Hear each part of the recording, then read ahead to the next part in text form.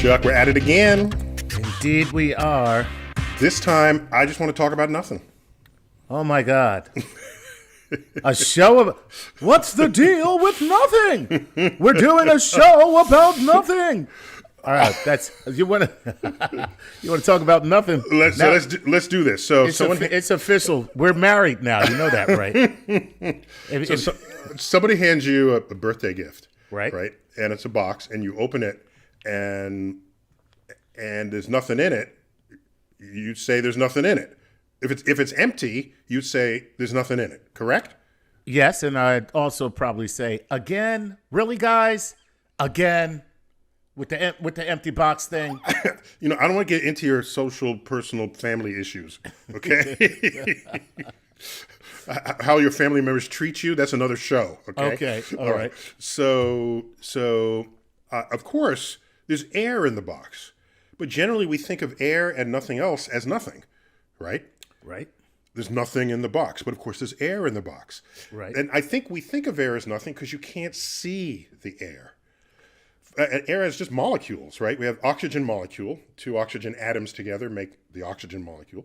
We have 2 nitrogen atoms together make the nitrogen molecule. That's 98%, 99% of all the molecules you are inhaling. There's others, a little bit of CO2, right. Trace amounts of other atoms and molecules. But the main ones are oxygen and nitrogen, and they are transparent.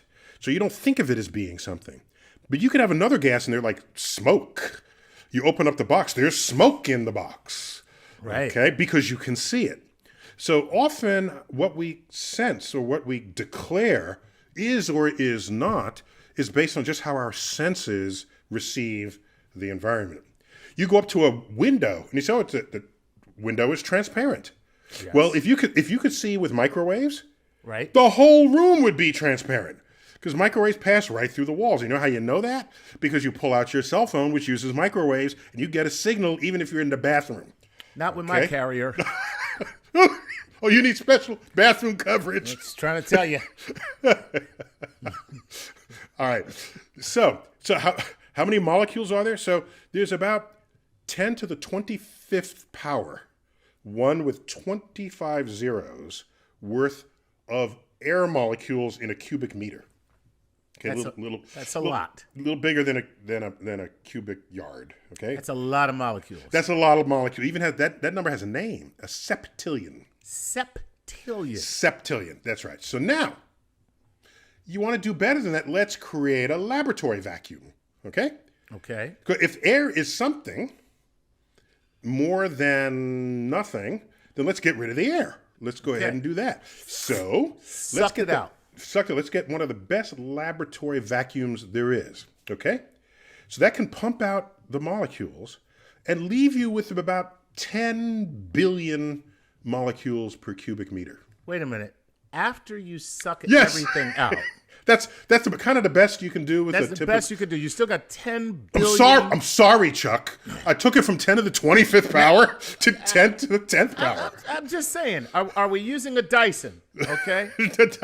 Are we using a Dyson? Because maybe Dyson vacuum would totally kick ass. Right. We might do better. Okay. Let's call Dyson, see if they'll sponsor this bit. Exactly. Okay.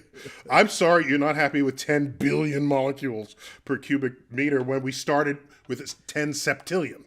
Okay. Sorry about that. Okay. So is that nothing, you might ask? Okay.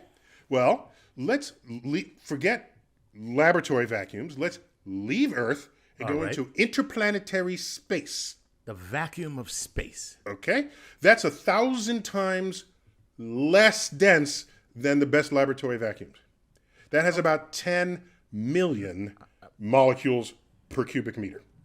We just dropped by a factor of 1,000. Well, why are there still molecules? Because there's... I'm sorry. I didn't know you'd be that hard to please, Chuck. I'm trying to get to nothing, man. We're on our way there. Oh, by the way, there is the very best vacuum there ever was on Earth. Hoover. And it is the track that the hadrons travel in the Large Hadron Collider in the CERN particle accelerator in Switzerland. CERN, C-E-R-N, acronym. The Center for European Nuclear Research. Okay? Right. and or research nucleaire. It's French, so they got to flip the order. Research nuclear. Nuclear. So I cannot believe there is no smoking here. all right. So it turns out that vacuum is the best ever made, and that's a better vacuum than in interstellar space. Interplanetary space. Wow. So you want the most nothing place in the entire solar system is in the tube where they accelerate the particles, because they don't want the particles accidentally hitting some other particle when it's trying to hit the target that you have that's going to probe the origins of the universe and looking for, exotic particles that might even include dark matter. But anyhow, let's go from interplanetary space to interstellar space. Okay. That's even less. Now we're down to 500,000 particles per cubic meter. Okay, 500,000. That's pretty wild. All right, only 500,000. 500,000, correct. We started at a septillion. Correct. And these are leftover. It's a meter. It's a reminder that the universe, there's stuff in the universe, all right? And there are places where it has collected and gathered. That's where you get stars and planets and people. Where it hasn't collected and it hasn't gathered, it's much more scattered, much more tenuous, okay? So that's interstellar space. Now, what would you imagine would have less than interstellar space? Intergalactic space? Intergalactic space, because galaxies are gatherings of matter, right?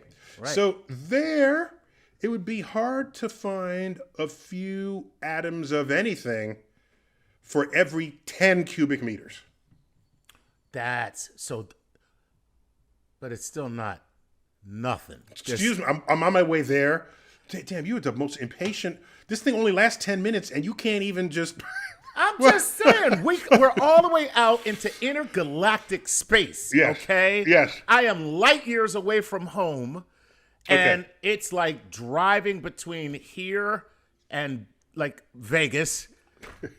And, I mean, there's just a lot of nothing going on, and I'm still not at nothing, though. You're still not at nothing. Okay, so now...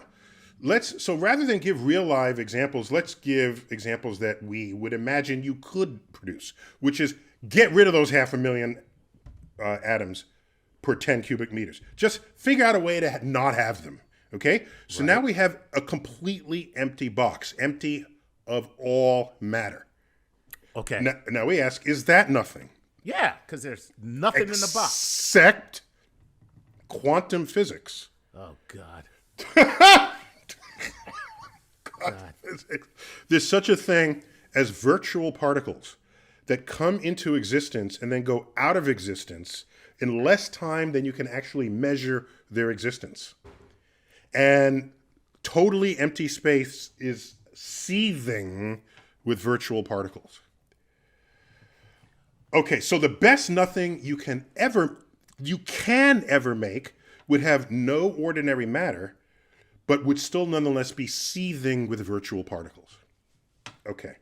Wow. Now, let's ask a question. Suppose you could step out of our universe so that there's not even the no matter and there's not even the virtual particles. I'm willing to do that. Okay, so there's not even nothing. Right. So we could get lazy and just call it nothing. Right. But I think there's a greater nothing than even that. And this is where I want to leave you. This is where I want to deposit you in the greater universe. Nothing than you ready? Nothing. Imagine you take away all matter and somehow configure a way to where there's not even virtual particles. Right. You would still have the laws of physics. Okay. Is a region of space nothing if the laws of nature still apply inside that space? See, you're thinking of nothing as substance, and I'm thinking of nothing as not even anything that is anything about anything.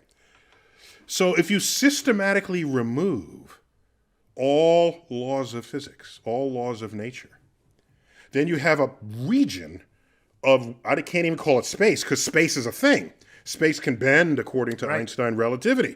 That's a thing. The fabric of space. The fabric of space, no matter what's in it, will bend with or without virtual particles. It's still a thing. Right. Okay?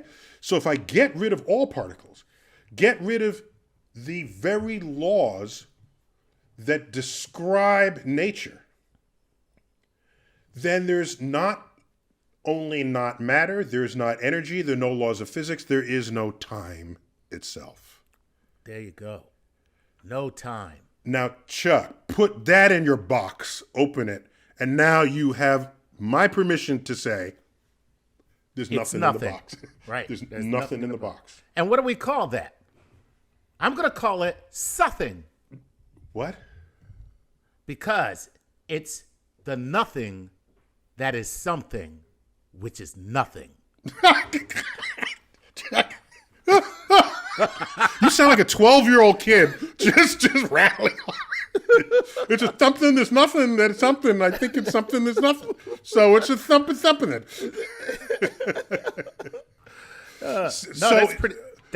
That's pretty intense to think about, though, because where you got me is because no laws of physics, now you can't even have time.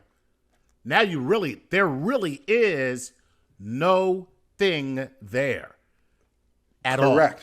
Correct. And, you could take this one step higher and say, the fact that I can describe it as being nothing has given meaning to the thing, allowing me to say that it's not nothing. Because I can describe it as having nothing. Right. So, yeah. So now that So philosophically, right, it's partly a language issue, partly a physical issue. What does it mean to be able to describe something at all that is nothing? That means you've described something that is a thing. Right. Now let me say, let's not even have anything that you can describe. Right. Now you got nothing. Now you got nothing. And what do you call that? See? Because you can't call it nothing. That's the point. No, that's the whole point. You can't call it anything because then you've just contained it. Right. You've just turned it into a thing that's a thing. That's right. Oh, man. See, that's pretty wild. There you go. That is wild. Oh. So, okay. Now, for those of you who would like to now go smoke your marijuana and rewatch this, this is what I am saying to you.